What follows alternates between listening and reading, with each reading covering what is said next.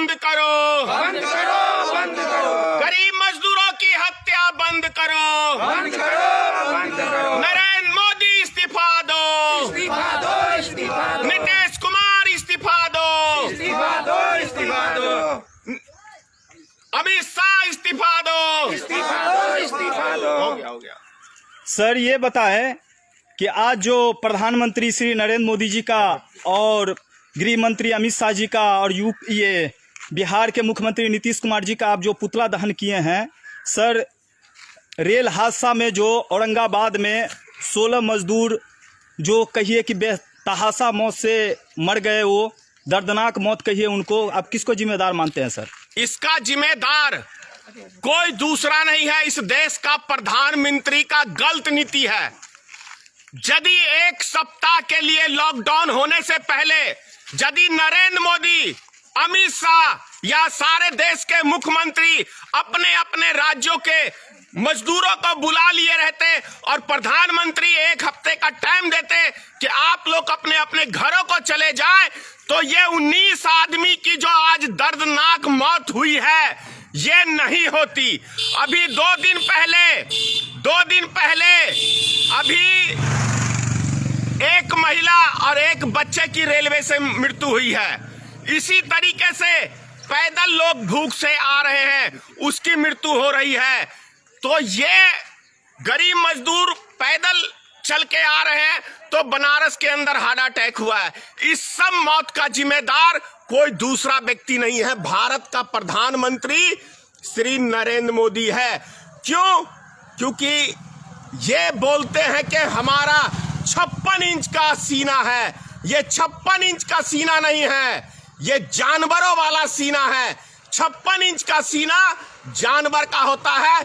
इसीलिए देश के अंदर हमारे गरीब मजदूर मर रहे हैं और ये आराम से तमाशा देख रहा है। जैसे कि कंस के राज के अंदर लोगों के ऊपर अत्याचार होता था और कंस तमाशा देखता था, उसके सैनिक मजा लेते थे, तो इसी तरह से आज भारत के अंदर लोग गरीब मर रहे हैं, पुलिस वाले उसको पीट के मार रहे हैं।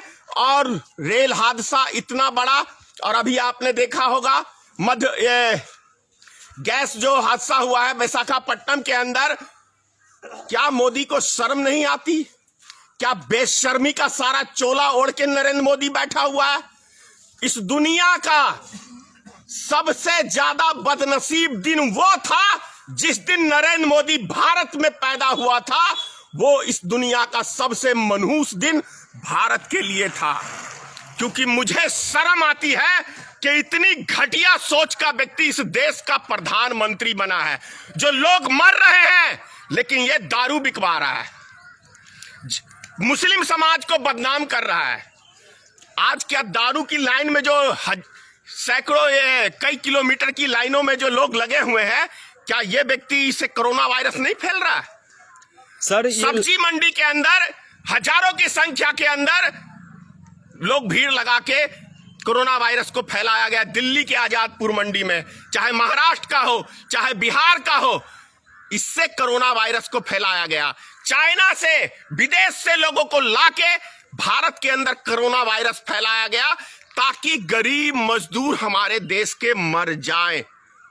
सर ये तो लॉकडाउन के अंदर जो मजदूर को खाना उना नहीं मिल रहा था और कोई सुविधा मुहैया सरकार के द्वारा नहीं हो रहा था, इसी के कारण ये लोग पैदल चल पड़े थे।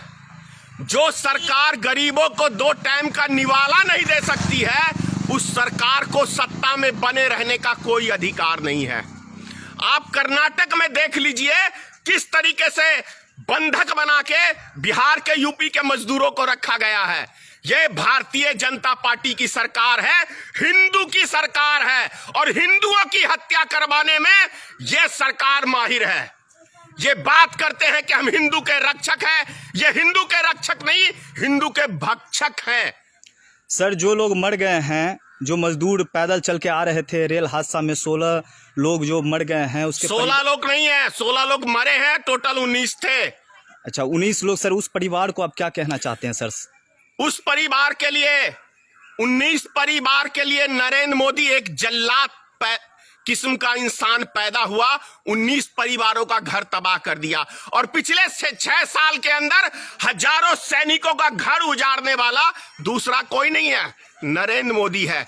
44 जवान पुलवामा हमले में केवल 2019 का चुनाव जीतने के लिए नरेंद्र मोदी, अमित शाह ने हमला करके जनता को गुमराह करके और वोट बैंक की राजनीति करने का काम किया है।